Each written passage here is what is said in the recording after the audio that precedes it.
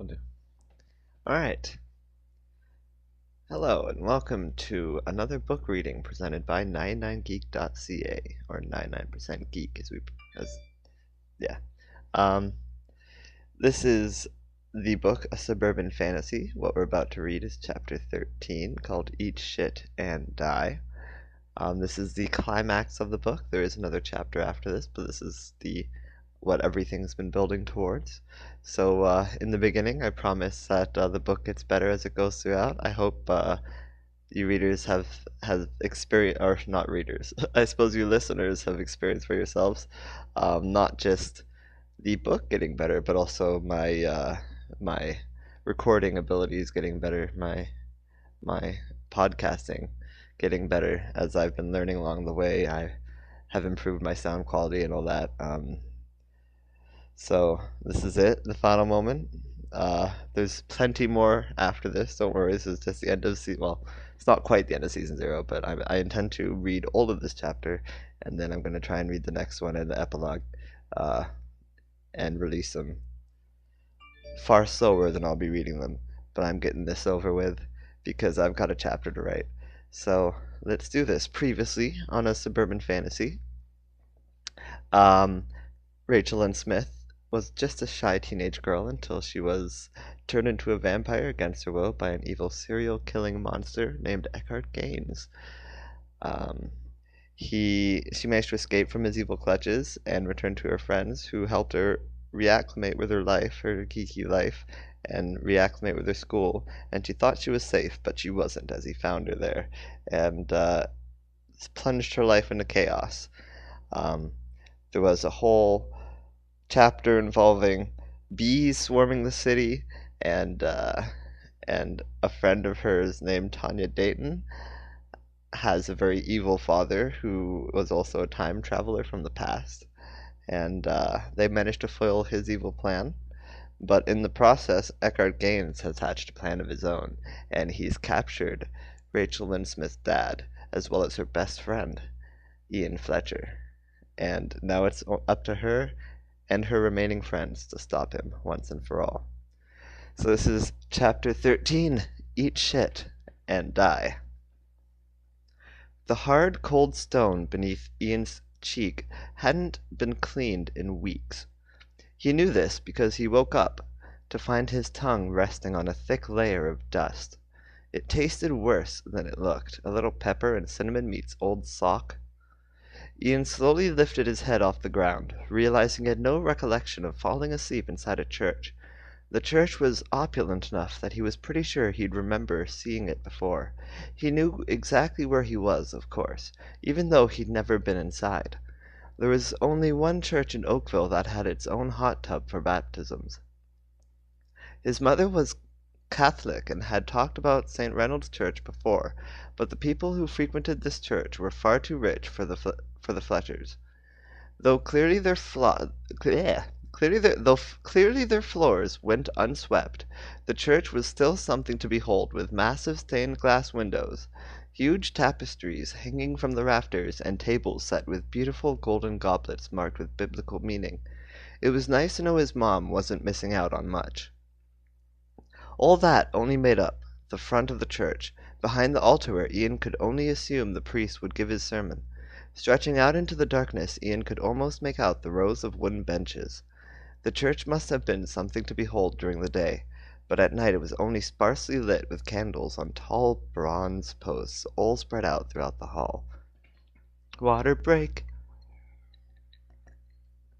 Oh, I'm totally gonna make it through all these. Oh, that wasn't sarcasm at all.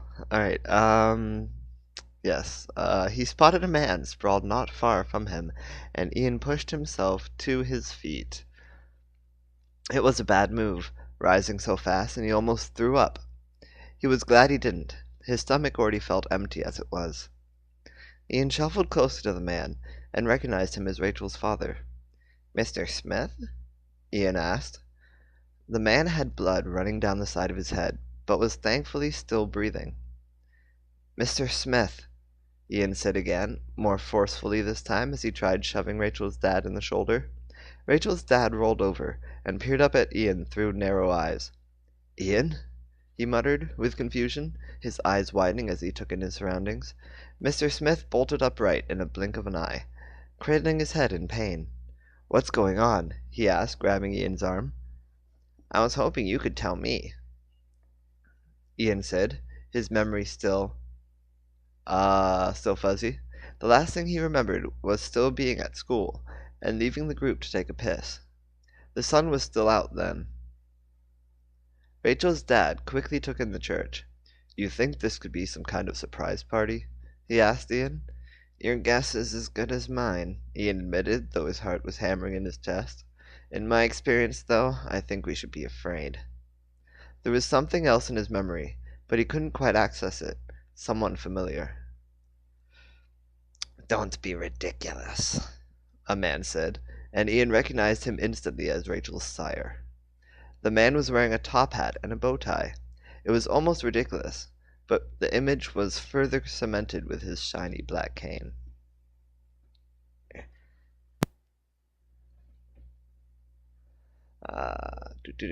He chuckled from beneath the brim of his hat.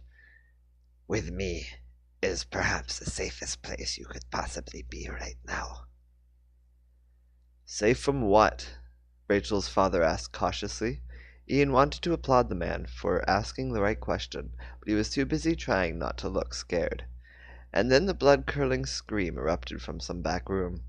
Ian almost peed his pants, though he was glad he didn't, as they smelled enough of urine as it was. "That, for one," Eckhart said, looking away from them for the first time. "Relax," he added, looking back with a creepy smile. "I can assure you both that I have no intention of letting either of you come to any harm before my fiancée arrives."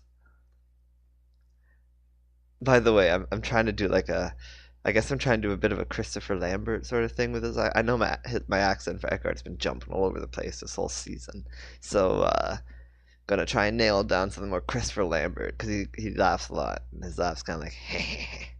So I don't know. We'll see how that goes. Sound logic there. He laughs a lot. Anyway, Eckhart stepped down from his place above them in the choir booth, his cane clanking as he planted himself in front of Mr. Smith.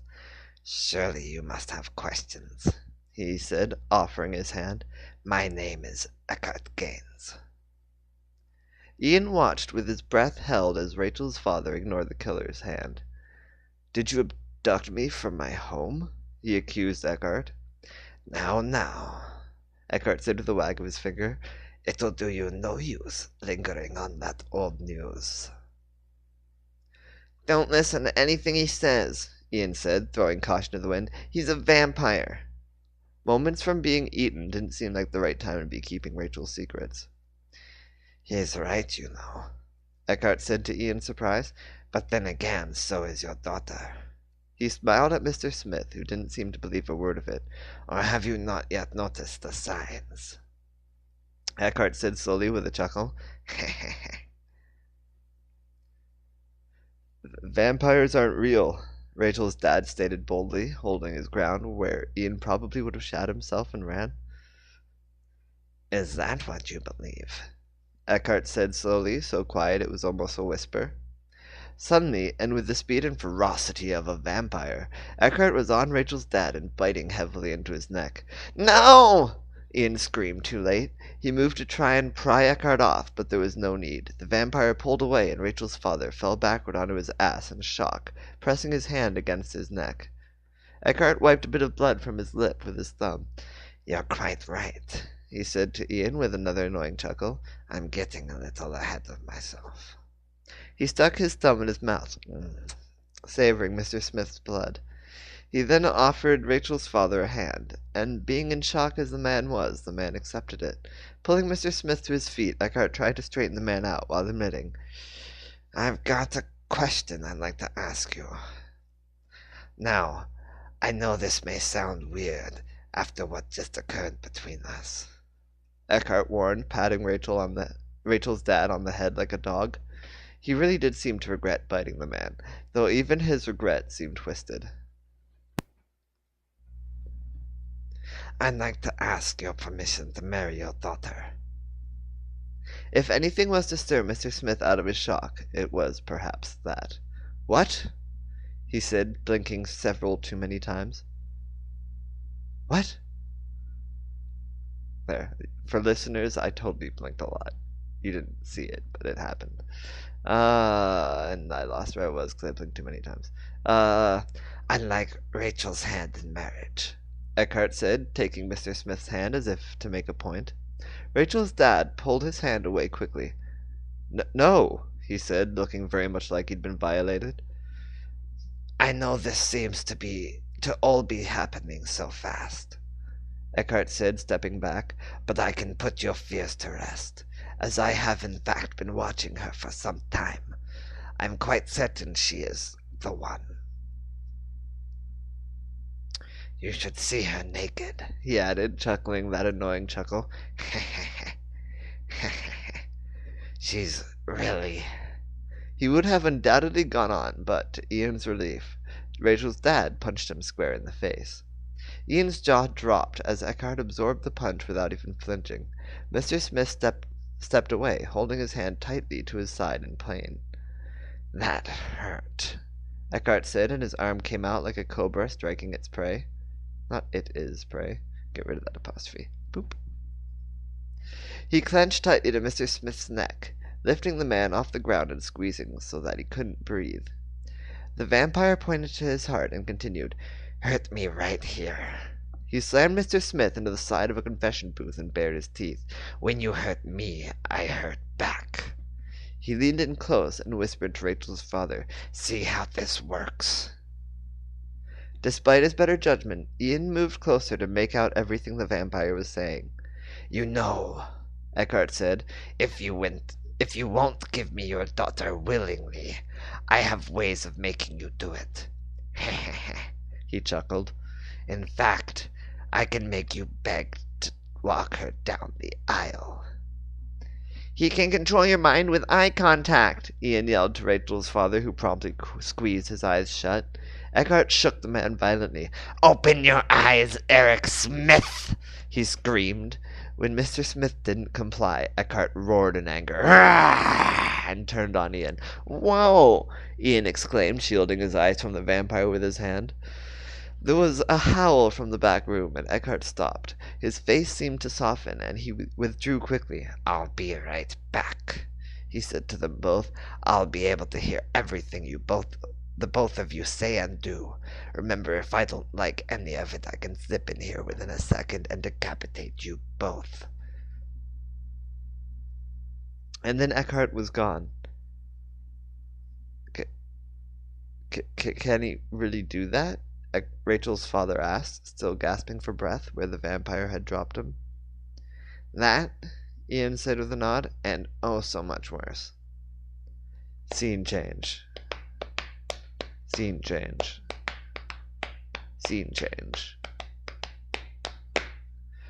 Google Maps led Andrew to the lowest income apartment building he'd ever seen. Holly had texted him her address, but he couldn't believe it to be true. The place was so run down. He was amazed the garbage men didn't just take all 4 walls away 1 week with the rest of the trash. The front door didn't even have security, allowing anyone to just come in and terrorize the tenants at will. Or to spray paint the walls. There was more paint on the walls than the original wallpaper, an ugly green pattern that could barely be seen at all in most places. Even the doors were painted, though with a greater eye for detail in most cases. It took a bit for Andrew to realize many of the doors were likely painted by their owners. He found the 5th door on the 3rd floor, a large marijuana leaf painted across, and banged his fist loudly against it. There was nothing at first, except for the sounds of a couple arguing across the hall. The woman was trying to convince her boyfriend that she needed the exercise video she'd spent $30 on.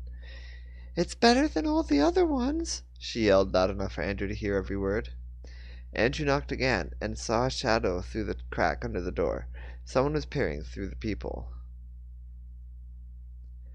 Holly, Andrew said through the door, I just have some things I want to get off my chest, and I don't want to die without you knowing how I feel.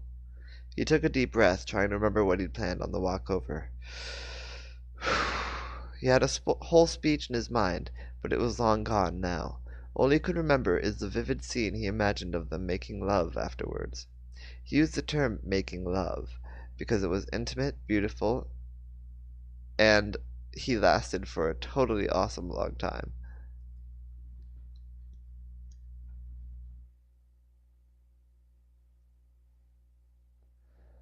I I think you're hot, Andrew told her, trying to be honest and completely regretting it.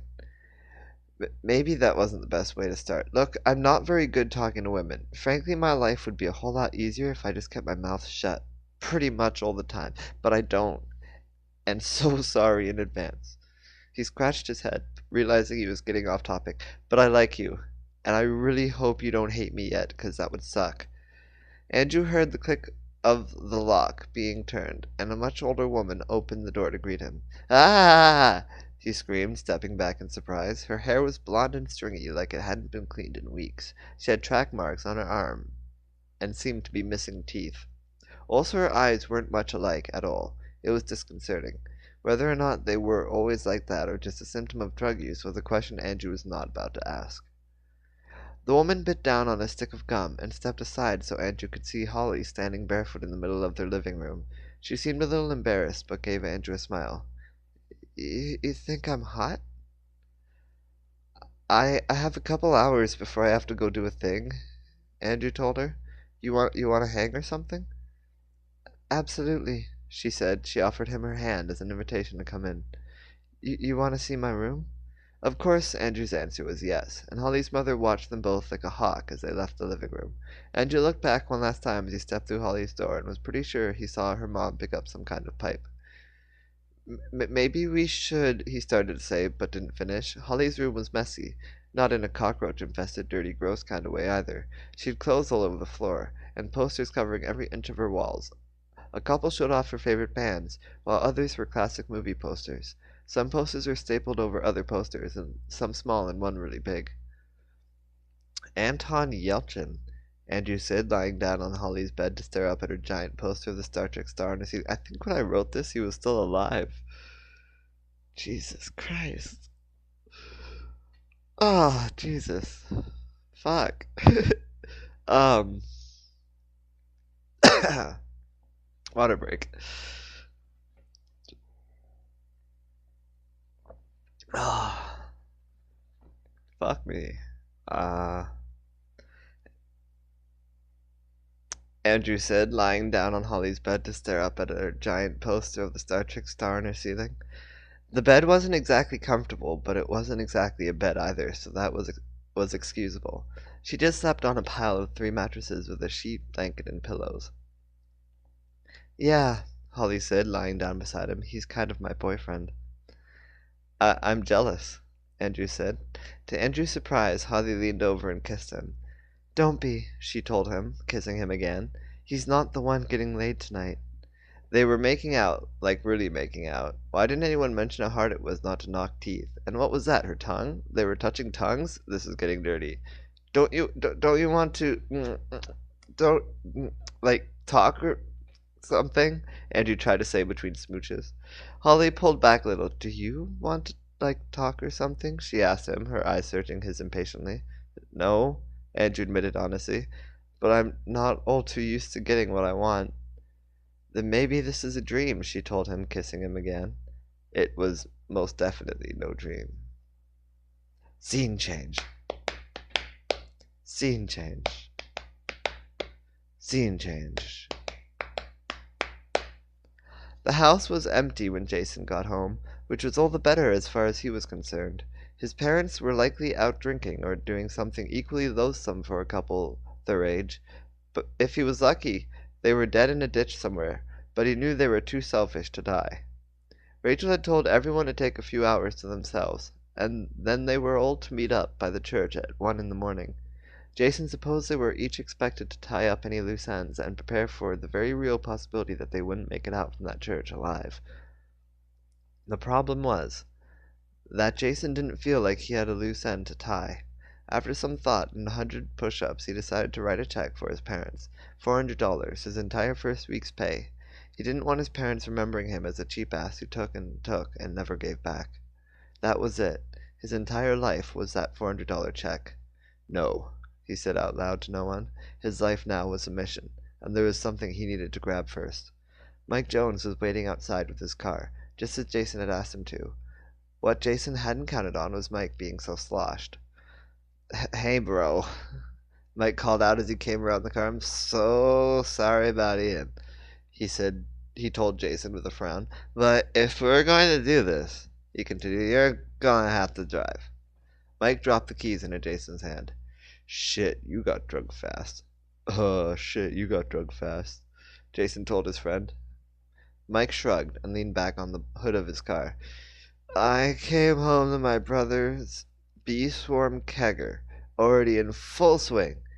I did a couple keg stands to try and catch up. Maybe you should stay behind, Jason suggested, but Mike firmly disagreed. Leave my lady alone with you? He asked, referring to his car. Really, his brother's car. Never gonna happen. Besides, we're brothers, and we're going to ride in a battle together like Hercules on a mother flaming Pegasus. Scene change. Scene change. Scene change. Bilal lowered his head in prayer. Aha! Bismi Allahi al-Rahmani al-Rahimi, he said, stumbling upon the pronunciation like someone who hadn't grown up speaking the language. Alhamdu lillahi rabbi alalamini. God, is this like horribly insulting me? It can't be that insulting. It's just struggling with a language. Like everyone struggles with a language they don't understand. All right, I'm gonna struggle through it. Al-Rahmani, I think it would be almost more insulting not to. Al-Rahimi, Maliki, Yami, Al-Dini, Liyaka, Na, Buddha, Rayaka, Nasta'inu, Idini, Al-Sarita, Al-Mustaqima, Sirata, Alathina, Anamta, Al-Alahim, Gari. This is so wrong. But then again, so is he, because he doesn't really know the language too well anyway. Al-Magdubi, Alihim, Wala, Al-Dalina. It still didn't sound right. How was he expected to speak a language even his parents didn't speak around the house? Why would Allah care about what language he spoke anyway? Bilal kept his head low, but gave up on the prayer. Allah, he called out, I'm not even sure what I just said, but I really wanted to ask for your protection tonight for both me and my friends. I know I don't go to the mosque as often as I should, he admitted, and yeah, when I'm praying with my dad, I'm really just recounting NBA scores in my head. Also, 3 months ago, I foolishly ate a pogo stick. Turns out they're not halal. Bilal got off his bed and kneeled on the ground. But I'm trying. I've followed all the pillars of Islam except the last one, and it's been an entire year since I punched my sister. He looked up at the ceiling. So can't I get a little favor for good behavior? Just help us all get out of this alive, and that's it. It's not too much to ask for, he reasoned. Are you praying? Said Nabila's annoying voice. She'd walked in on him. An easy thing to do because his room didn't in fact have a door. His room was the entire mid-level between the first and second floor. I thought I heard you whispering, Bilal's sister continued, and I was like, that can't be right. Bilal doesn't whisper. Aha! At least I believe, Bilal mumbled. Oh, whatever, Nabila said. I can actually speak a little Arabic. You just study your religion from a For Dummies book. Aha! Leave me alone, Nabila, Bilal yelled, insulted by her lies.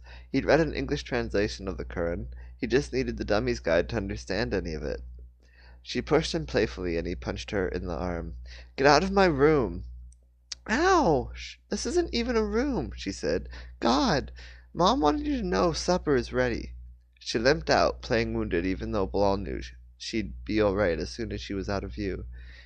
Didn't have to punch the messenger. Once she couldn't see him either, he collapsed on his bed. His sister was right. Allah had no reason to fulfill Bilal's prayer. He was the worst Muslim ever, and he just punched his sister again. They were doomed. Scene change. Scene change. Scene change.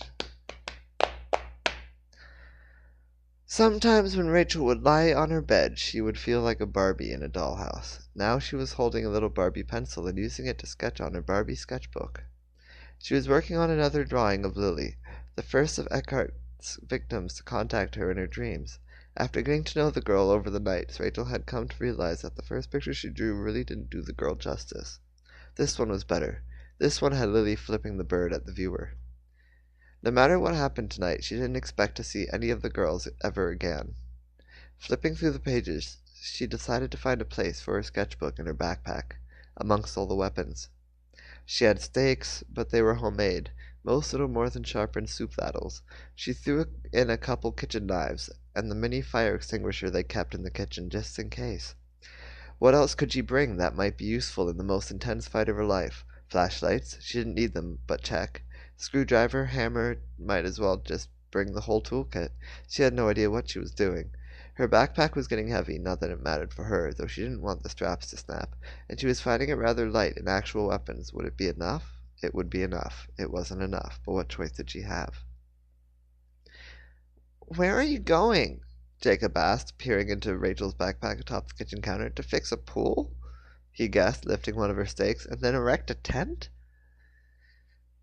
"I'm going to look for Dad," she said. She grabbed her knapsack away from him and zipped it shut. "Oh, good," Jacob said with a nod. "I thought we were just going to pretend that wasn't happening." "Look, can you stay here in case Mom calls?" Rachel asked her brother. "Right, and tell her what?" "Everything's fine," Rachel said with a confident nod. Jacob didn't need to know how bad things were, and he definitely didn't need to know that she was a vampire. "Will you be okay here with Sabrina?" Rachel asked as she slung her knapsack over her shoulder and made for the door. She could hear Jacob's new friend moving around in his room. "Yeah," Jacob answered. "We're having a baby." "What?" Rachel asked, stopping in her track. "In The Sims," Jacob explained. "We decided to run a most realistic simulation of what would happen if we were to date and eventually marry. How's that working out for the two of you?" "She caught me cheating on her," Jacob admitted with a shrug. "Doesn't matter, though. After peeing herself at a job interview, she's become financially dependent on me and can't leave." "Wow," Rachel said. "That's a little harsh." "Meh," Jacob said. "Only for her." Rachel would have had something to say to her brother about being nice to girls, but she didn't want their last conversation to be a lecture. "Take care, little bro." "Yeah," Jacob said, looking to say more. Rachel didn't give him the chance, turning her back and slipping out the door as soon as he couldn't see her. He also didn't see her grab her sword, the one she'd taken from Steve. Her first destination wasn't the church. Even though the sun was down, Rachel still had time before the rendezvous.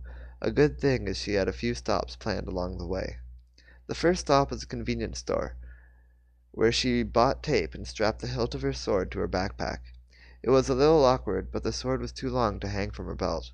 Her second destination was a familiar door, and her fist struck it with determination.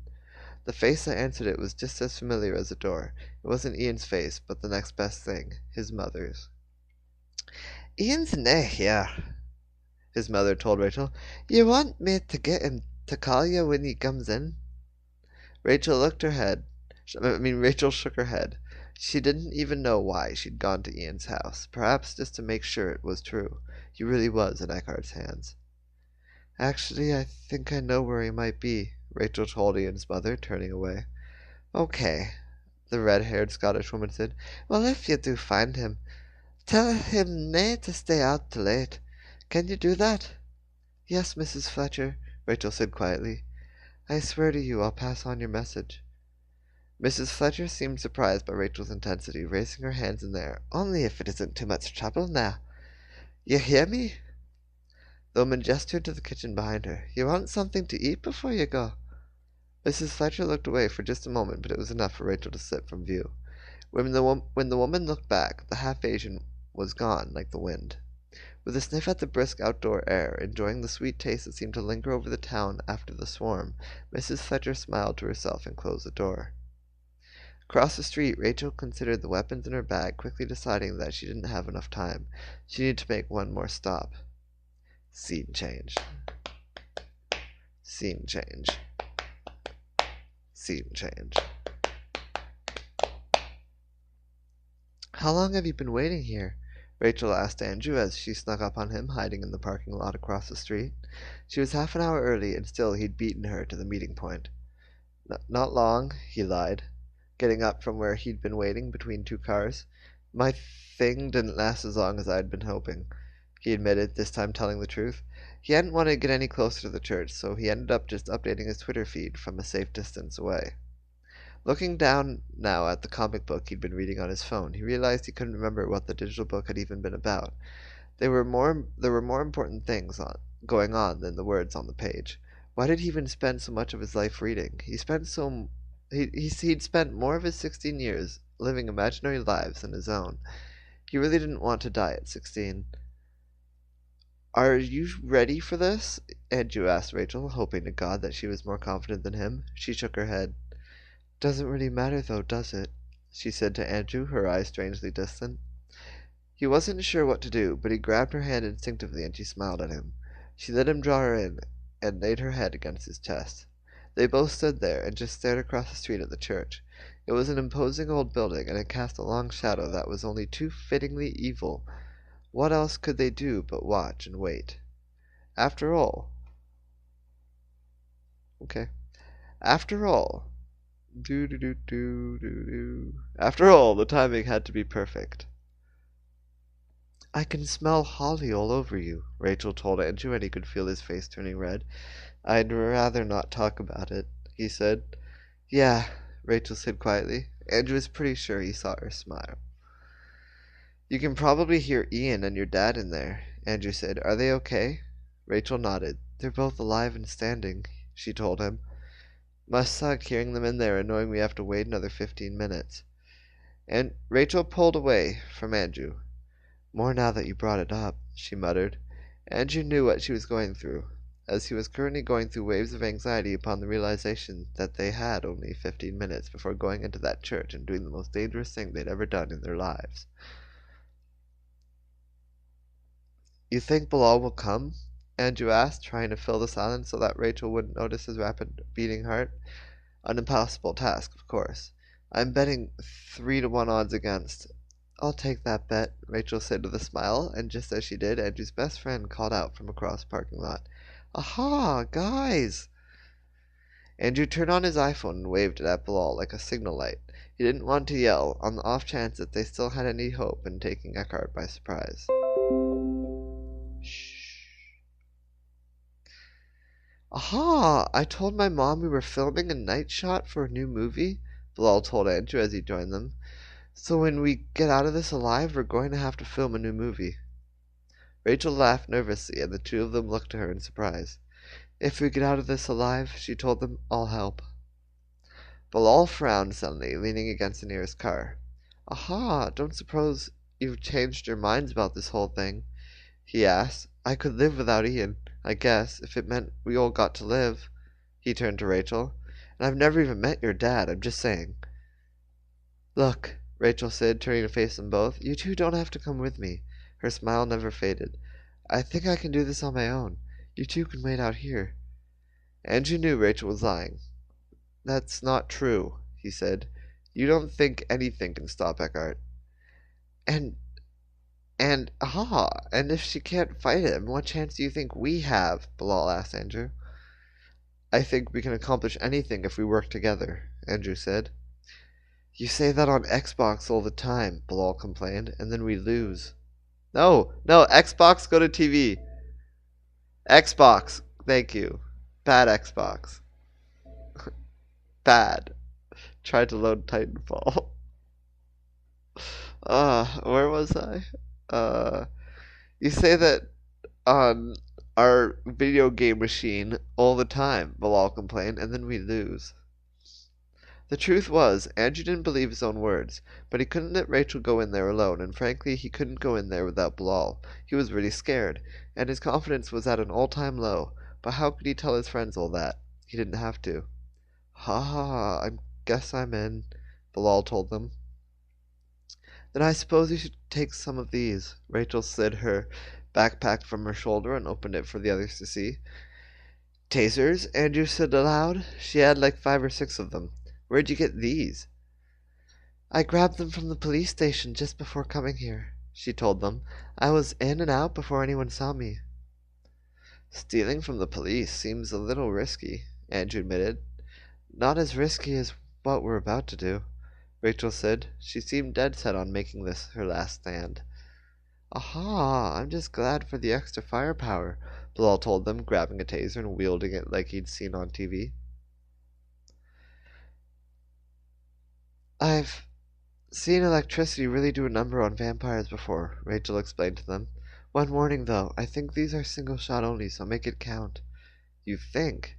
Andrew asked. I'm not Rachel Lin Smith taser expert, Rachel said with a roll of her eyes. The plan is for you not to need them anyway. Just keep them, in case. Andrew grabbed a couple, putting one in each pocket. He also grabbed a stake. Bilal followed suit. Remember, she told them, if you get close enough to Eckhart to use that thing, you're probably already dead. Aha, but you'll be doing all the fighting, Bilal pointed out, right? Right, Rachel confirmed as she drew her sword from the holster. Shing! I'll be taking care of Eckhart. You two just have to worry about saving the hostages. Her blade shone brightly in the moonlight. Steve was trying to get revenge for his girlfriend when he came after me, she told the 2 boys, unbeknownst to him from prison, but his blade may just taste her killer's blood after all. I just want it clear, Andrew said. For the record, we're totally going ahead with my plan. Aha, with a few critical improvements, Bilal was quick to mention. Andrew looked at his phone and saw that it was time. If we're going to do this, he told his friends, we have to do this now. Rachel nodded slowly and took the first steps towards their doom. Ah, yeah, I'm out, Bilal said, turning to leave, but Andrew quickly grabbed his arm. We have to do this, he hissed at Bilal. Strength in numbers. They made it to the street, and Andrew reached out to grab Rachel by the handle on her knapsack. A truck went by, almost hitting her. Aha, you think that was an omen? Bilal asked. Maybe we should turn back? I think it was a truck, Andrew assured his friend. Can't it be both? Bilal prattled on. I heard it from miles away, Rachel said with a dark look to Andrew as she pulled herself out of his grasp. And yet, Andrew said, still convinced he'd saved her life. She was on edge, literally, in fact, as she hadn't sheathed her sword. She held it tightly in a reverse grip and crept across the street just slowly enough for Andrew and Bilal to keep up. Their advance wasn't anything nearly so cautious, but their gaze jumped to every tombstone as they started up the path to the entrance of the church. Andrew never understood the appeal of Catholic faith. Their churches were decked in creepy gargoyles and towering spikes with damning crucifixes and surrounded with the buried dead of their followers. It all just seemed so bleak. And there was some noise in the air. It seemed to be reverberating from somewhere, some creepy tune from an old radio. Do you guys hear that? Andrew asked, raising his phone and turning it into a flashlight. The door was bolted shut and wouldn't budge when he tried to pull on the rusted metal handle of the door. Rachel slipped Andrew's side from a bush where she'd taken cover. Let me give it a try, she suggested rather forcefully. She tried the handle and it opened right up, the bolt splintering into an indiscernible mess. The tune was louder now. It was a fuzzy recording of an old organ grinding out the wedding march.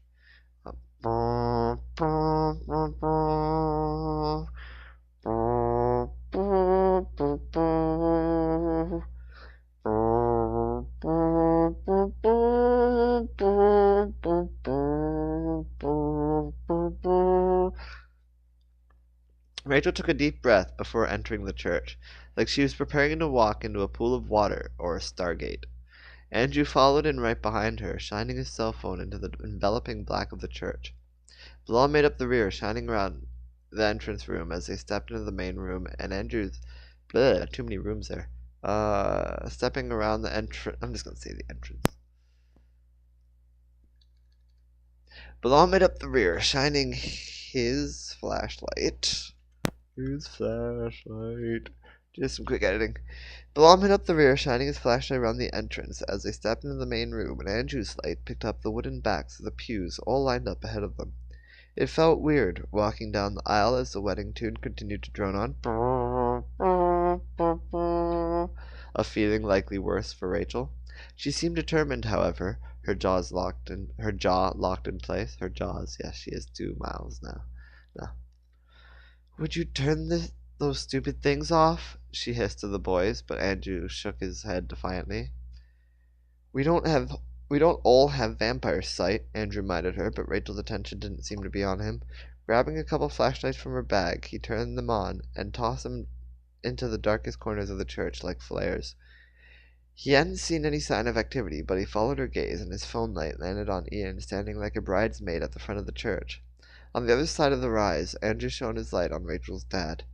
Though he already knew what he was going to find, Andrew was hesitant to shine his light between them. Finally, Bilal did, and sure enough, Eckhart was standing there, at the highest point of the stage, waiting like a groom for Rachel to make her way up the lane.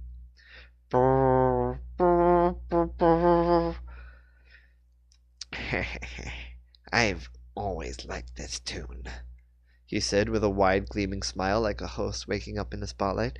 Few people know it was originally written for a production of William Shakespeare's A Midsummer Night's Dream in 1842.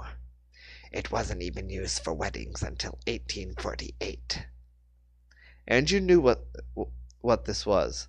Eckhart was talking about nothing important and acting mundane so that his eventual unleashing would be even more scary in contrast. Andrew was simply doing Eckhart a favor by being scared in advance.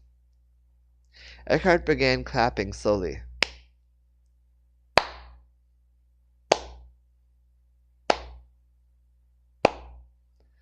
And each thunderous clapping of his hands made Andrew flinch.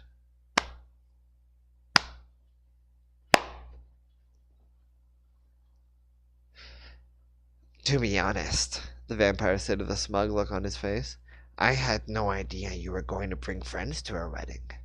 He stepped forward and pretended to frown in thought. Like leading sheep for the slaughter, you shouldn't have. Rachel didn't say anything, but slowly made her way up the aisle, her sword still concealed stealthily behind her back.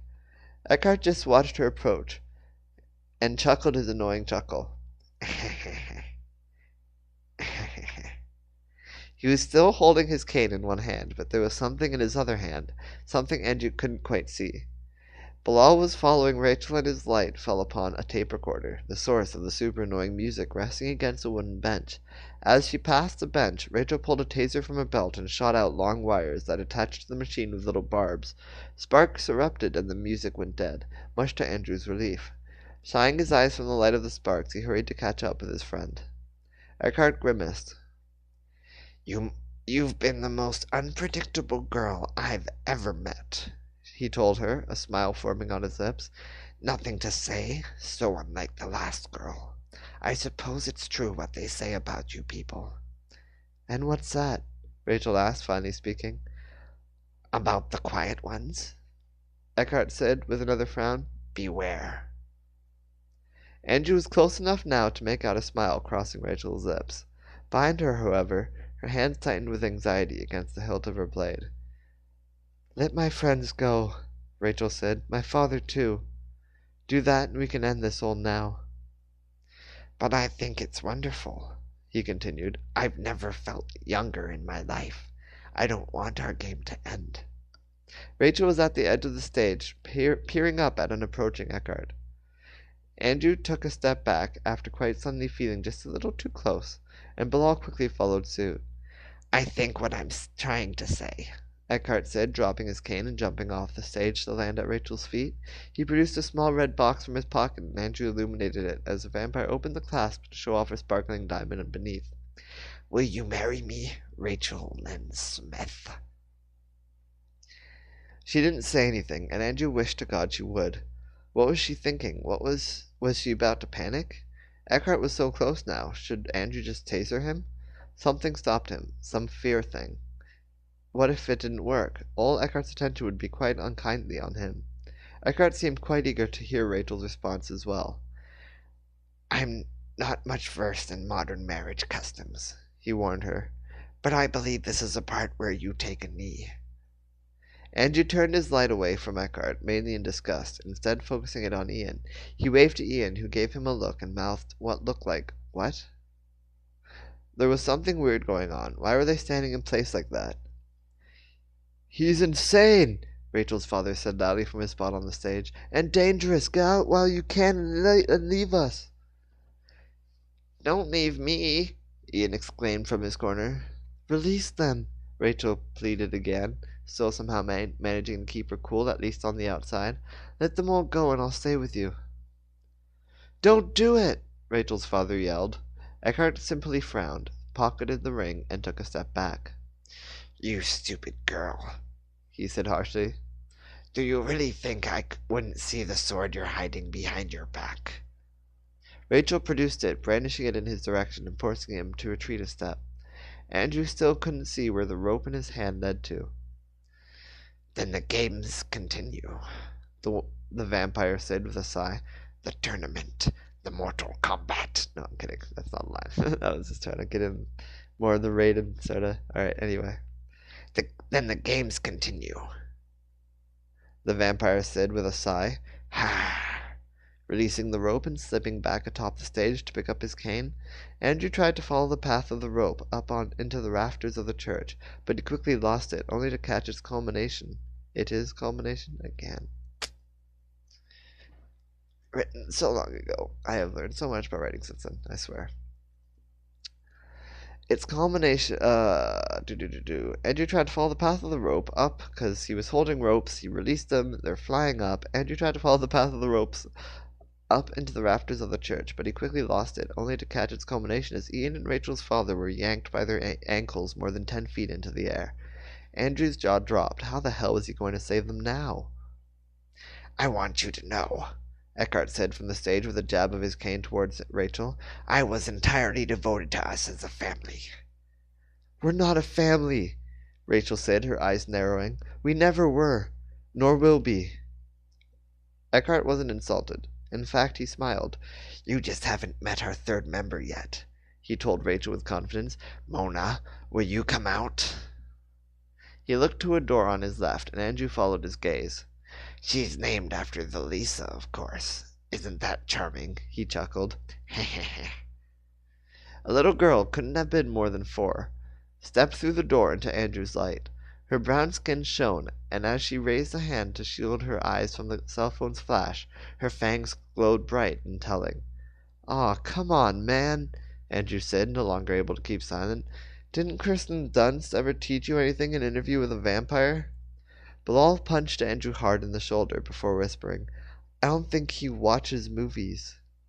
It's funny, I was just watching Deadpool 2 and he totally references Kirsten Dunst in an interview with the vampire as well. But this was written way before Deadpool 2. Way before. Like 10 years ago at least. "Oh man, oh come on, man," Andrew said, no longer able to keep silent. "Didn't Kirsten Dunst teach you anything in an interview with a vampire?" Bilal punched Andrew hard in the shoulder before whispering, "Aha, I don't think he watches movies." Mona noticed Ian, still suspended in the air, and her hunger got the best of her, roaring with such ferocity as to be quite frightening. The toddler took off on all fours, crossing the stage and jumping as high as she could to grab at her meal. Unfortunately for her, Ian was just a little too high. "You monster!" Andrew heard Rachel hiss at Eckhart. "You do nothing but destroy everything you touch." Eckhart seemed seriously hurt this time by what she said, and he pulled his sword from its place hidden inside his cane. "We'll see, we shall see," he whispered so quietly Andrew almost didn't hear him. Quite suddenly, Eckhart disappeared from the stage. This was Andrew's chance. He scrambled onto the stage and helped Bilal up behind him. "One of us is going to have to distract Baby Fangs," Andrew suggested as the toddler made another lunge for Ian, who was trying desperately to lead himself away. "Aha, I'll do it," Bilal said with a look of determination. "No," Andrew insisted. It was too dangerous. Also, Andrew had no clue how to possibly get Eckhart's prisoners down. "Just don't let my life be in vain," Bilal said, stepping forward. Hey, vampire," he yelled at Mona. "I've got blood too, you know." Apparently that was all it took, and Bilal set off for the double doors on the other side of the church with the child vampire fast in pursuit. That left Andrew alone with Ian. His friend seemed to be having some trouble. His face was deep red from the blood flowing to his head. Also, the way he was flailing his arms suggested he might have been close to losing consciousness. Andrew said. He jumped as hard as he could, but it wasn't high enough. With his arm stretched as far as possible, he could come close. Andrew tried again, and their fingers almost touched, but Andrew fell back to the ground. Right, Andrew said, short of breath. He'd put everything into that last jump. Sorry. Right, Andrew said, short of breath. He'd put everything into that last jump. You might have to just hang on for like a second. Ian's eyes narrowed as they gazed down upon Andrew. That's a joke, right? Scene change. And that should just be one. Definitely only one.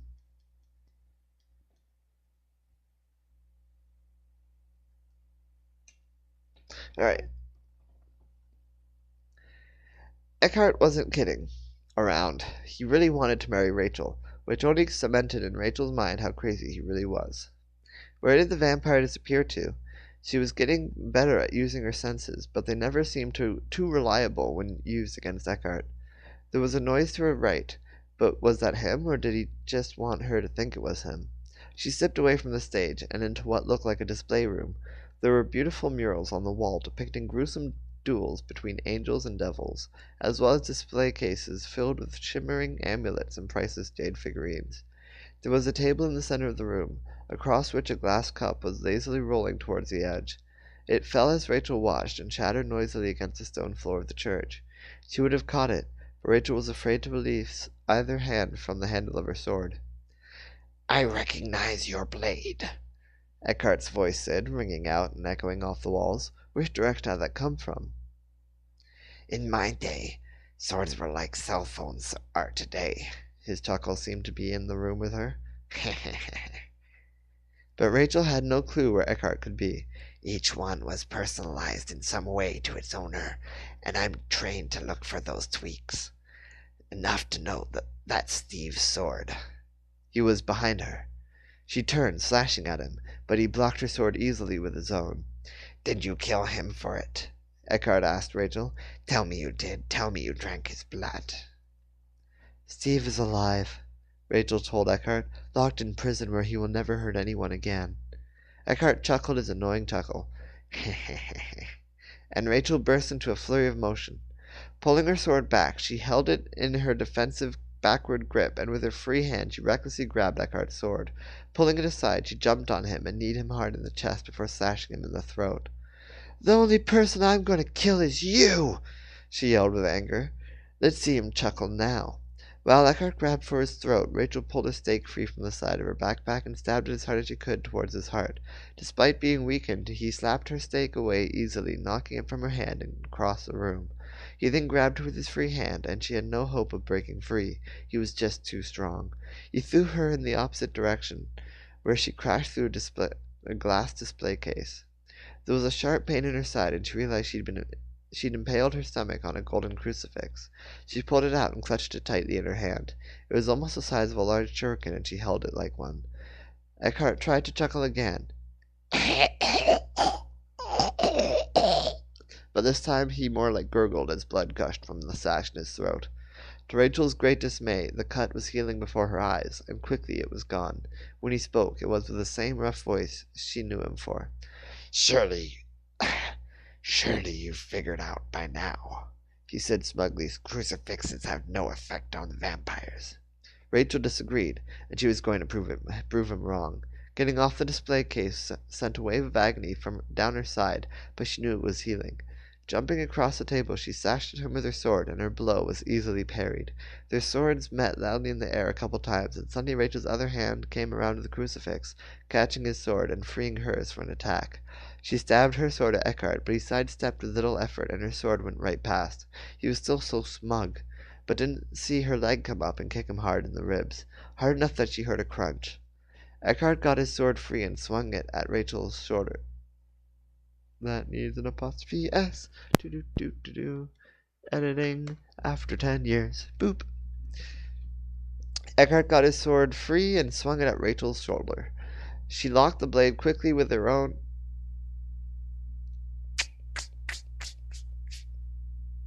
Maybe that should be. Alright. Jesus. All these mistakes. He locked the blade quickly with her own, but Eckhart was so strong he brought her to her knees. Kneel before me, he said loudly, and Rachel was reminded of the evil bully General Zod from Superman 2. Never, she growled, "Rrr," and grabbed her crucifix up, Never, she growled, "Rrr," and never, she growled, and stabbed her crucifix up and as deep into Eckhart's crotch as she could. He wasn't so cocky anymore, as Rachel was pretty sure she saw his eyes bug out. You bitch! He said, moaning and swinging his sword angrily. She parried his first swing at her chest and another one at her face. He was faster than her, fighting more like a fencer than the other people she was used to fighting, only his blade was a lot more dangerous than the average rapier. Rachel thought she saw an opening and moved to slash again at his neck, but this time Eckhart managed to bring his sword around and bring it down just as hard at hers. Rachel abandoned her attack and ducked beneath his, sliding underneath the table. He smashed his sword through the center, but Rachel was already through, and grabbing the edge, she swung around and over the table, stabbing out at the unsuspecting Eckhart much to his surprise.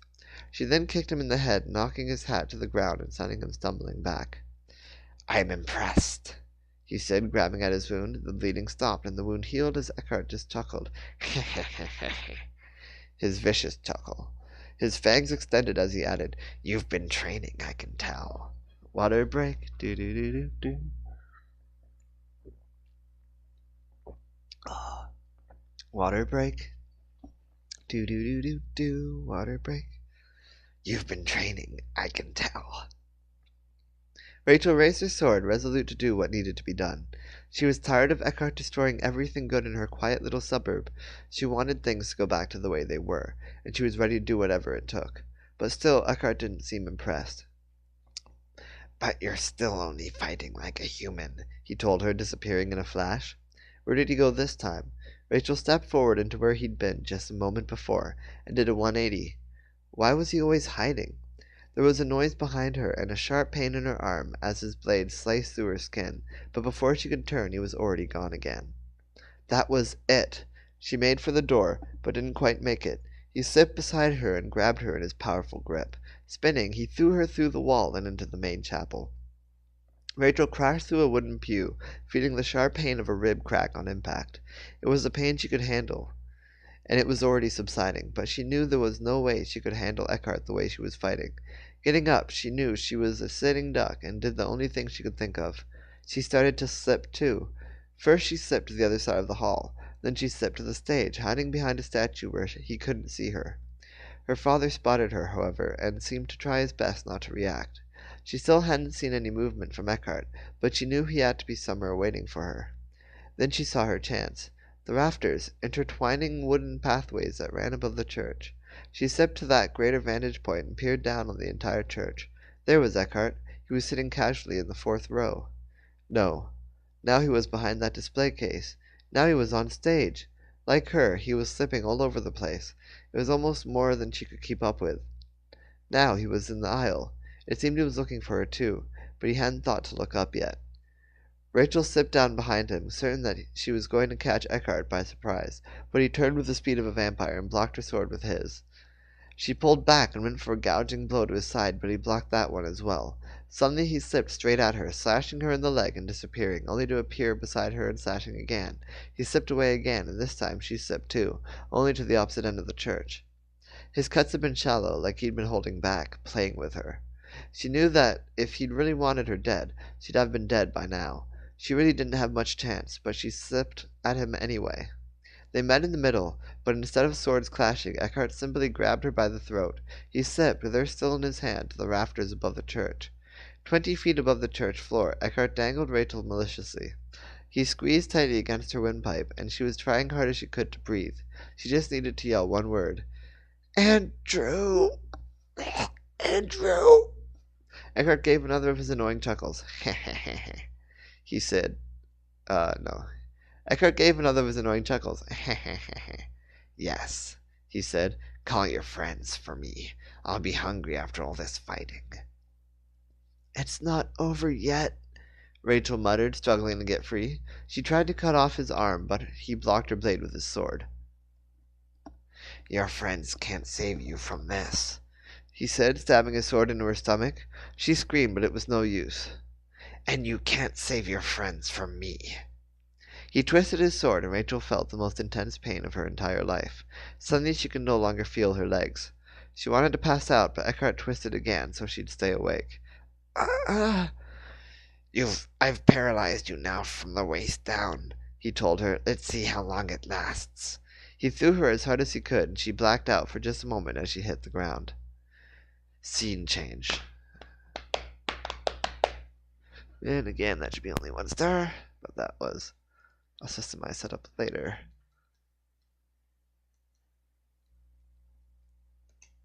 Alright, Andrew heard the loud noise that erupted upon Rachel's hitting of the ground. If I'm going to do an apostrophe S, then I should do that too. Alright, Andrew heard the loud noise that erupted upon Rachel's hitting of the ground. He also saw the large crater in her wake, but it didn't matter. The text had already been sent. Andrew set the timer on his phone to 5 minutes, and then returned his attention to Ian, still hanging above them. All right, Andrew called up to Ian. We don't have much time to get you down, so I'm going to have to come up with something fast. Why did he have the hardest job? After all, his arm was still in a sling to protect the stitches in his shoulder. Why? Ian yelled back. What was that text? Just don't think about that right now, Andrew said, more for himself than Ian. His mind was moving as fast as it could, chugging along like a 56K modem. Could you cut yourself free if I got you a knife? That's your plan? Ian asked in disbelief. I don't know, Andrew said. That's sort of the best I got. The nerd ducked his head as Rachel was thrown into the massive pipe organ. All the large pipes collapsed in on top of her, making a loud clatter. Let's just go with my plan, Andrew said, now much more in a hurry. I'll throw a knife up to you. All he had to do was find a knife. Ian waved his arms in a panic. New plan, he yelled. New plan. You're not throwing any knives at me. Andrew searched the room hopelessly, his eyes landing on something else. What about those tall candles? He suggested. I can pass one up to you maybe, and you can burn through your ropes. It seemed Ian had given up fighting. Just don't set me on fire, he pleaded. Scene change. Again, should just be 1 star. No, not 0 stars. Undo. No, too many undos. Redo. Oh, everything's going out of control. Oh, what's happening? There we are. Eckhart got to work, digging away at the debris in the hopes of freeing his beloved. What he didn't know was that Rachel had regained the use of her legs as the pipes were falling on her, and she'd been able to slip away. Eckhart pulled Rachel's backpack from the rubble and tossed it aside. I'm sorry, he yelled into the rubble. Please, marry me. The more Rachel saw Eckhart, the more she pitied him. He really was rather pathetic, but he also scared her, and the two emotions together were a frightening combination. She wanted it over, and she was going to do it. Now was perhaps the best chance she'd have all night. She had to do it. She couldn't just hide up in the wooden rafters until he left. Rachel grabbed the wooden railing and splintered off a good chunk to use as a weapon. It broke easily and made little noise perceivable only to a vampire. Had he heard her, or was he too distracted? Getting particularly frustrated, Eckhart punched through a brick with enough force to shatter it. He roared, and Rachel realized this was her chance. Her mentor had often said emotion is every fighter's worst enemy, and Eckhart seemed more full of emotion than he was ever going to be. She stepped down to him, her makeshift stake in one hand and her sword defensively held in the other. She didn't waste any time stabbing the stake into his back, but at the very last moment he turned, dodging her jab entirely and striking at her with his sword. How did he know? How did he always know? How had he gotten so damn powerful? Rachel blocked his sword with her own, her reverse grip making the parry easily enough. Swinging with the momentum, she stabbed her stake behind her at his heart. He easily slapped her stake away, spinning her back around. His defense was perfect. She couldn't penetrate it. Maybe a real swordsman could, but training by dream was admittedly the equivalent of an online degree. Eckhart had centuries of experience. She couldn't match that. He jabbed his sword at her, and this time Rachel deflected it right over her head with her sword arm, finding herself suddenly facing an opening in his defense. She jabbed her stake at his chest, and Eckhart grabbed it for her hand like before, but this time Rachel cut his hand away, her sword ready to strike faster than his due to her defensive stance. With her way home clear, she plunged the stake into his chest, only for him to slip back 8 feet at the last moment. "No!" Rachel yelled, or maybe screamed. She couldn't let him get away. She was so close. She slipped at him, stake first, and he slipped away again. This time he was 8 feet behind her. "Better," Eckhart said. "You're getting better." He crossed his arms, apparently done fighting. "Who trained you? And how did he do it so fast?" "You know my mentor," Rachel said harshly. "Her name was Genevieve LaBelle." Eckhart slipped again, and this time he was on top of her, grabbing her sword and snapping it with his bare hands. Her jaw dropped in surprise. What the hell was she going to do now? He grabbed her by her hand and slammed her into the nearest wall. "How do you know that name?" he growled, his fangs bared. "No one who lives knows that name." Rachel wasn't ready for the battle to be over yet. It couldn't be. She still had another 3.5 minutes. "Wouldn't you like to know?" she said, kicking Eckhart twice in the head as hard as she could. He dropped her, stunned for just a moment, but it was enough for her to slip away. But she wasn't done. She slipped back again and landed a couple hard blows into his side with her fists.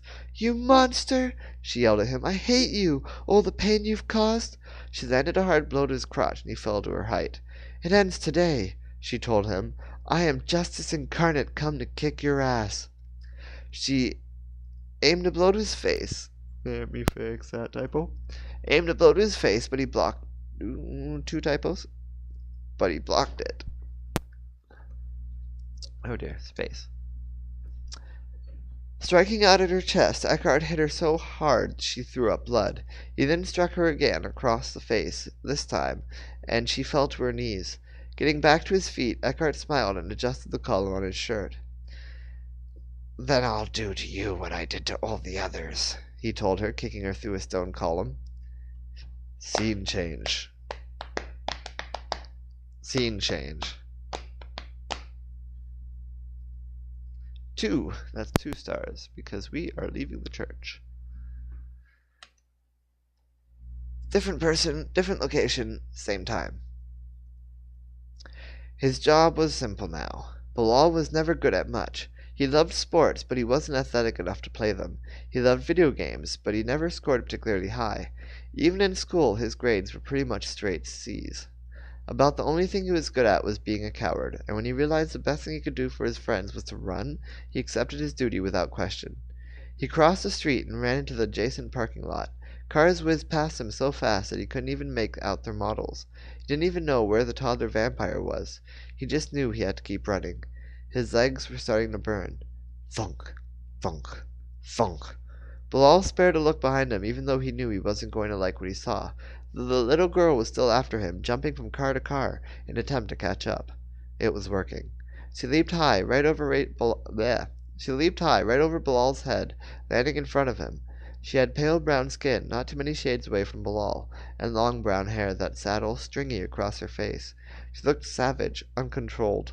She was clearly too young to have the willpower necessary to fight against her more basic vampire instincts, and without that willpower she was little more than a child-sized monster. "Ah, all right, Chloe Moritz," Bilal said, referencing the actress who played a child vampire in the movie Let Me In. "Maybe we can work out some kind of deal, like spare me and I'll get you 2 victims, 2, for the price of 1. It's a good deal. You should take it." Logic wasn't going to work on her. She did seem to smile for a split second before pouncing into the air at him. Bilal couldn't move. He was frozen in terror and knew this was the end. He was so sure of this that he paid the 2 oncoming headlights no attention, not even as they pulled closer, not even as the van swerved at a high speed right in front of Bilal, striking the child while she was in midair. Everything moved in slow motion then as the girl's expression changed from frenetic hunger to confusion and surprise upon connecting with the windshield. She rolled off and into the dark as the van collided with a parked car. "Oh my God," Tanya said, getting out of her van in a panic and coming to join Bilal. "Was that a little girl?" Bilal couldn't speak, couldn't even think of what to say. He was too busy trying to still trying still to decide how to react. Finally, he looked at Tanya as if noticing her for the first time, and told her succinctly, "Aha, toddler vamp." There was movement from the corner of Bilal's eye, and it was a good thing that Tanya's lights were still on as the vampire jumped out from the darkness and made straight for Tanya. She reacted on instinct, opening the passenger door like a shield, and the toddler vamp ran straight into it with a resounding thud. The vampire dropped to the floor, but she was far from stunned. Reaching for her ankles, the girl yanked Tanya under the door, and the student president hit her head hard against the pavement. Tanya screamed as a little vampire bit into her leg. "You little bitch!" Tanya roared, trying without much success to crawl away. "The trunk!" she yelled to Bilal, and he immediately understood. Opening the back of her van, he grabbed the biggest thing he could see, a large, heavy shovel. It would have to do. Bilal let off a battle cry. He never actually yelled a battle cry before, and Frank had only ever heard any good ones in the TV show Game of Thrones. Unfortunately, his cry sounded much closer in tone to Xena Warrior Princess. The vampire was crawling over Tanya, trying to get to her neck. Tanya already had a scar from the last time she'd been bit there, and Bilal imagined she wasn't looking to repeat the experience. Still screaming, Bilal wedged the shovel between the vampire and Tanya, trying desperately to lever the superhuman baby off Tanya. It was little use, but finally Bilal got the toddler back just enough to free one of Tanya's arms. She grabbed the shovel with Bilal, and together they stabbed the toddler in the foot, cutting off all the toes of her left foot. The toddler screamed, and Tanya used the moment to knock the baby off her. Getting to her feet, Tanya immediately started on Bilal.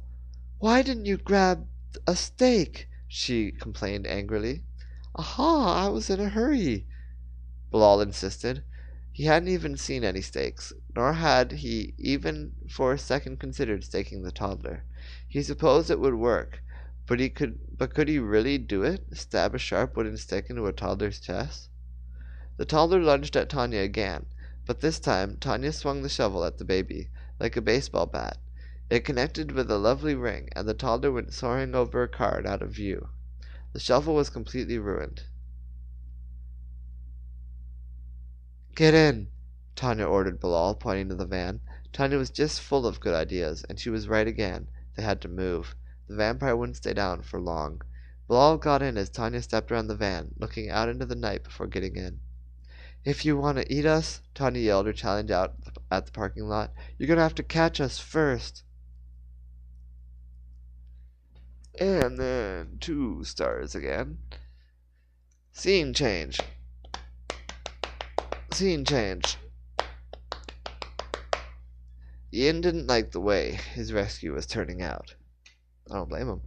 He wasn't quite sure what he expected, but in the movies things always seemed to get better by now. Sure, it was nice to be on solid ground again, but Eckhart was kicking Rachel's ass, and how long would it be until he was done with her and moved on to them? How long would it be before he killed her again? "Careful!" Rachel's father yelled down to Ian. Ian was trying to pass Mr. Smith the candles, but he'd been distracted watching Eckhart and Rachel fight.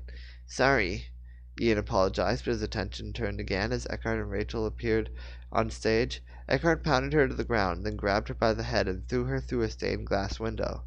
"Oh, shit!" Ian heard Andrew say. He forgot all about trying to help Rachel's dad as Eckhart's attention turned on them. The vampire's expensive clothes were in tatters now. He was dirty, bloody, and yet still had a calm to him. "I was going to save you boys for the reception," Eckhart said while adjusting what was left of his collar, "but it seems like I have to dig in early." He smiled a wide-fanged smile. "Who's first?" "You are!" Andrew yelled, grabbing the nearest thing to him and throwing it at Eckhart with his good arm. Ian barely saw it in flight, but he was pretty sure Andrew had thrown a ball of some kind. It shattered against Eckhart, and he got soaked by the contents within, but he didn't seem to even notice. Ian was the closest, and Eckhart came at him like a moth to a flame. Ian had nothing to do, no defense except for the candles in his hand, and brandish the candles he did, for whatever good it would do. Well, it did do good, igniting the liquid on the vampire's clothes, until he was fully alight. Screaming, the vampire dived into the large baptist pool. And Ian shared an awestruck look with Andrew. "I thought this stuff was just communion wine." Andrew said, grabbing another bottle and taking a sip. He made a face. Oh, definitely not wine. He took a large gulp.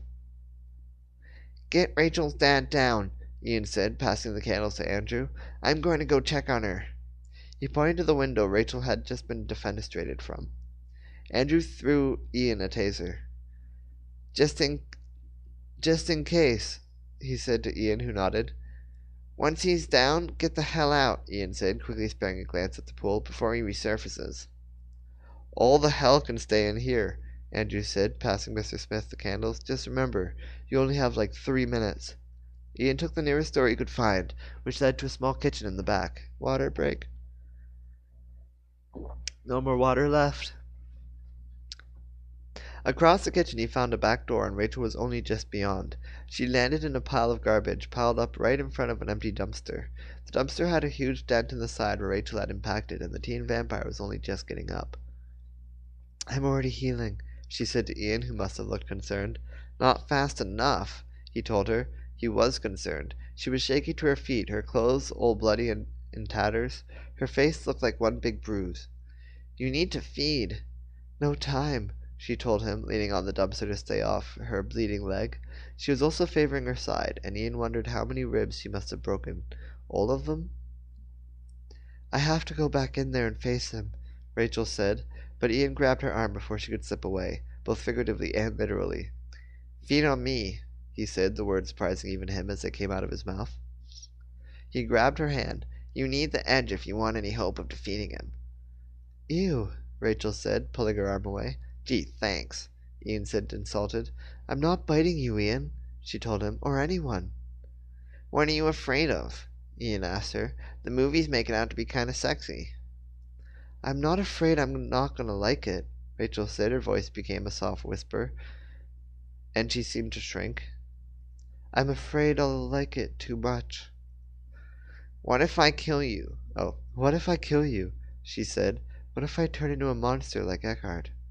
I really don't think that's going to happen, Ian admitted honestly. He trusted her, but still, if she had reservations. He pulled out the taser Andrew had tossed him. How's this? He told her. If you lose control or start killing me, I'll shoot you. She laughed. But still seemed unsure. Please, Ian begged. I'd happily die to save you. Why is that saying something's wrong? I don't see anything wrong there. Yoo-hoo.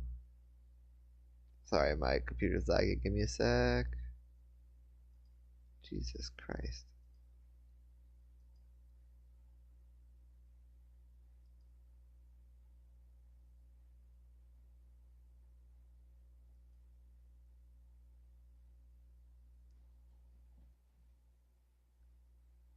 Oh, I see. Well, no, it's wrong. Weird. It's trying to tell me that... Oh, anyway, it doesn't matter. Alright, please, Ian begged. I'd happily die to save you. That's the problem, Rachel muttered. Ian grabbed her and hugged her tightly, surprised to find she was hugging back. I'm supposed to be the one saving you. Not this time, he said. Rachel stretched on her tiptoes as if to kiss Ian, but changed direction quite suddenly to instead sink her fangs in his neck. It started with a sharp, painful pinch, followed by a numbing that spread through his limbs. It was strange at first to struggle in vain against the death grip of a girl half his size. It started slow at first, with a draining sensation and lightheadedness, but quickly spread as his foot fell asleep. He dropped his taser quite suddenly against his wishes. What could he do? He felt like he was on his back, floating down a river towards a waterfall. Now he was falling into the black. He was too weak to even care. He would hit the bottom soon, and that would be the end. Or maybe he'd keep falling? Suddenly, after a completely indeterminable amount of time, Rachel released him, stepping back with his blood dripping from her lip. Eckhart! She screamed the vampire's name, disappearing to leave Ian all alone. I was wrong, he said to himself, collapsing into a trifecta of his own vomit, blood, and tears. It hadn't been sexy at all. Scene change.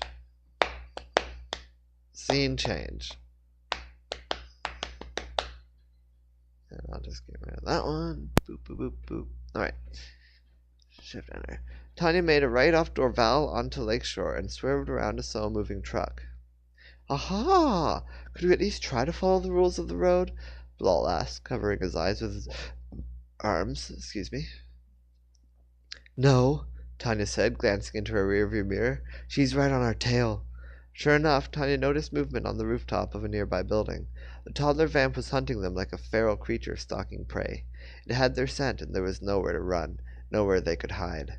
Aha! How did you find me? Bilal asked Tanya, a question he'd likely been holding back for a while. Tanya grinned at him. I followed Andrew's Twitter feed.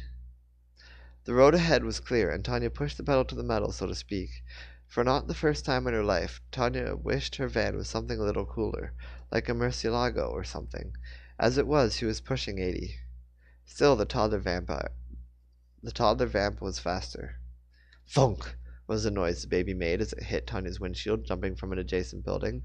The toddler might not have known her own strength, but she'd given into the beast now and seemed capable of anything. Aha! Holy hell! Bilal swore. Tanya couldn't see around the toddler, but thought she saw the flash of lights. She changed lanes just in time to scrape the paint of another car. As the car passed, Tanya saw the driver's face alight in shock at the sight of a baby climbing atop her car. Tanya also saw the intersection she needed to turn at. I have an idea, she told Bilal, making a sharp left through a red light. She just barely missed two other cars. And it was a lucky thing, too, as she hadn't seen either of them. Bilal screamed, ah, and his scream seemed to enrage the vampire, who punched her tiny fist through Tanya's windshield. Bilal screamed again, Jump out, Tanya told him sharply. What? Ah, Bilal said loudly. Get out, she said. Hurry. Absolutely not, he shrieked, looking out his window. I mean, couldn't you at least slow us down first, you pussy? You pussy, Tanya said with impatience, hitting the cruise control. She undid Bilal's seatbelt and grabbed a thick coat from the back seat. Come on, she told him, clutching him close to her and wrapping them both in the coat. She opened the door and pulled Bilal out with her. They hit the ground hard, and Tanya had the wind knocked out of her, but she made sure to roll, and they gradually rolled to a stop. The van didn't, however, pitching off the side of Bronte Harbor and into the deep waters. The toddler's scream could be heard the entire way down until the splash. Aha, wow, Bilal said, slowly getting up. How are you going to explain this to your dad? Tanya shrugged. What did she care? The dick can just buy another. Harsh, Bilal said, but Tanya had already turned her back. Well, guess I did my job, he remarked to her, hurrying to catch up. Lured the other vamp away so Rachel could focus on fighting Eckhart. Yeah, Tanya said. Let's hope that's working out. The student president started to jog despite the sharp pain in her side. We can make it to the church in like 10 minutes if we run. Bilal cringed. Aha! We have to run for 10 whole minutes? What is it with you people and running? Scene change. Scene change.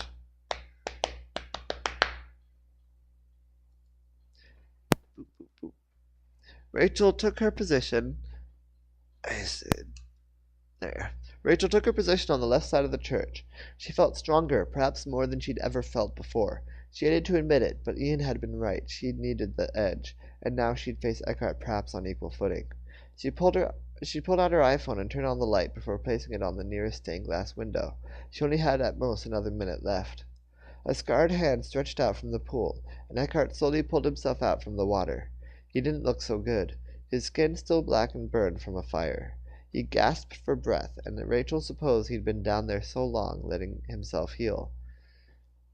Your friends are gone. Mortal Kombat.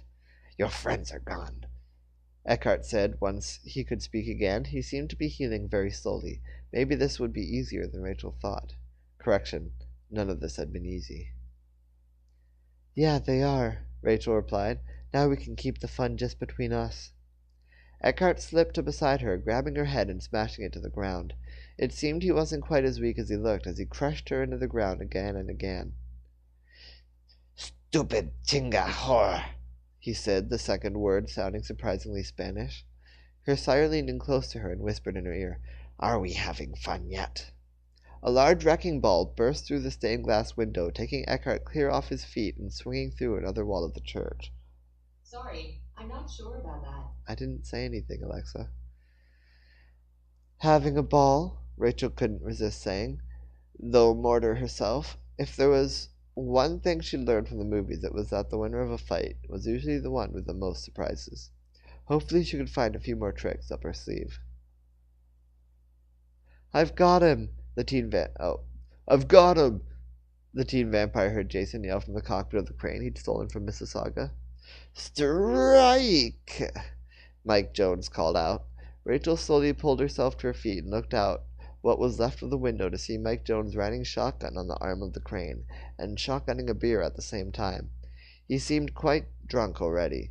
Sure enough, Eckhart was still splayed across against the wrecking ball, swinging from the crane as Jason swung the machine around and into the street.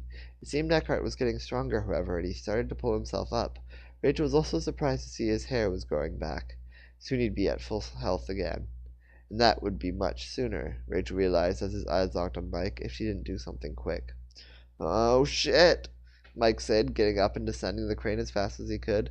Eckhart jumped from the ball, crossing the incredible distance to Mike, but Rachel met him in midair with an epic jump of her own.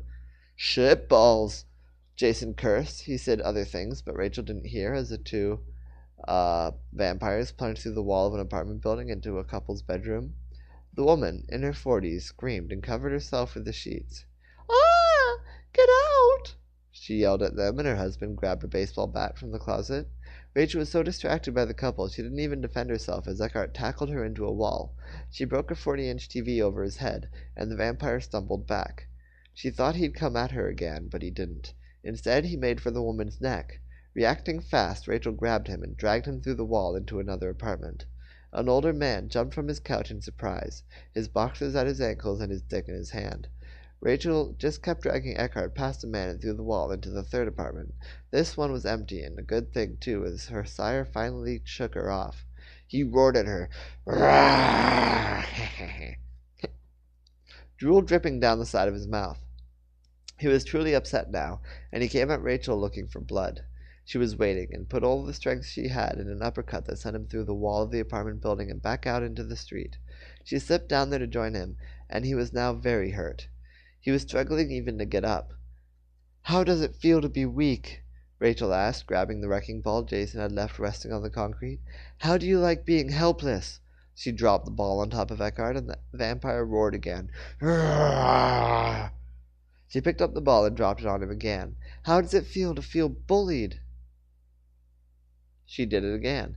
To have someone take advantage of you. She dropped the ball again. Lifting it over her head, she grimaced down on him. Do you love me now? She asked. She dropped it on him again, but this time he reached out and caught it, struggling to wrestle it from her. He growled in exertion, but then chuckled a little. I've changed my mind, he said, pulling the ball from her hands and tossing it aside. I'm not going to miss you one bit. He grabbed her and threw her into the church. She hit a jutting piece of the wall, smashing through it and impaling herself upon a spear jutting out high upon the wall of the assembly hall. The spear pierced her lung, and she was having a hard time breathing. The pain was excruciating as she hung by nothing but her own flesh. She sobbed out, trying to edge her way along the spear. It was no use. Outside, Rachel could see Eckhart picking up a piece of wood. He was really going to kill her. He looked to be healing, too. All his burns were gone, and his bones were popping back into place. She'd hurt him for sure, but he still had fight in him, which was more than she could say for herself. Then Rachel spotted her backpack. She had to get to it. She had to grab a weapon. Reaching behind her, she snapped the spear and fell to her feet, just in time, just in front of the stage. She muffled a scream as she desperately pulled the shaft of the spear from her chest.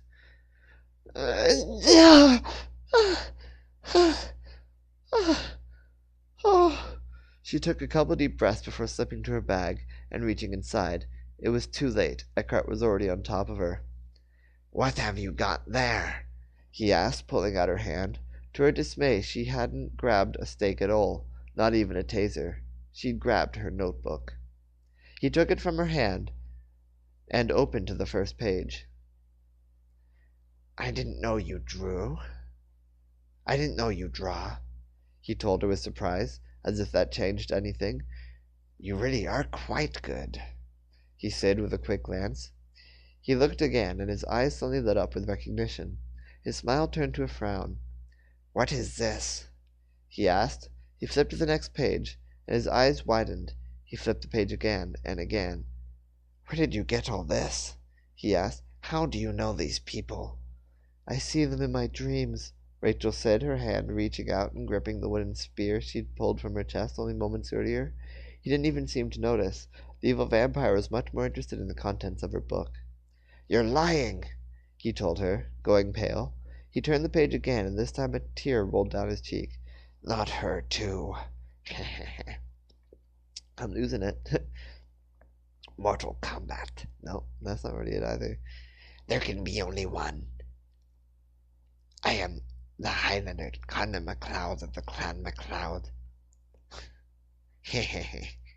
That's the best I'm gonna get. You're lying, he told her, going pale. He turned the page again, and this time a tear rolled down his cheek.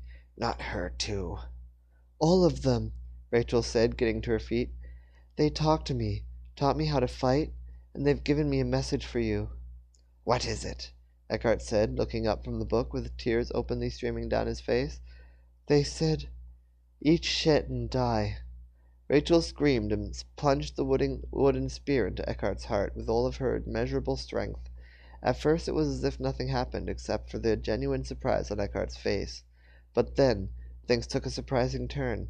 His body started to spasm and spark with electricity. One bolt shot out and hit Rachel so hard she was thrown backwards into a sport beam. The church had taken a lot of damage, and the rumble it was making now did not sound good for its structural integrity. Again, apostrophe S means it is. Alright, good. Did not sound good for structural integrity. Rachel tried to move, but she was hit with another, much greater bolt. It knocked her clear across the church, and she could feel the energy coursing through her veins. It was agony, never-ending pain. Only it did end. Rachel lost consciousness. And that's the end of chapter 13. Hope that was entertaining. Oh, hello, someone was talking this whole time? You reading that same. Oh shit, not the stars. Well, I'm out of here. I have no idea what's going on in 3. And the story, anyways.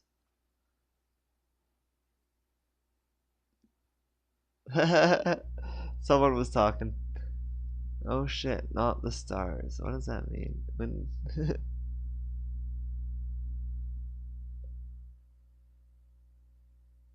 Anyway, that was the end of chapter 13. Hope you enjoyed it, someone, somewhere. Chapter 14 will be a little bit later. I'm not going to release this for a few days anyway. So, yeah, good stuff. I'm currently working on the newest chapter for the month of Urban Fantasy. So, if you are interested in finding out more and you don't want to wait to find out what happens next, then you can always subscribe at patreon.com/99geek and get these stories in very well formatted PDFs. And it will be good. It will be better than this, probably, because you wouldn't have to hear my weird voices. Or as this person say, have no idea what's going on. Reading, that's lame. Well, whatever. Alright, have a good day. Live long and prosper. May the force be with you.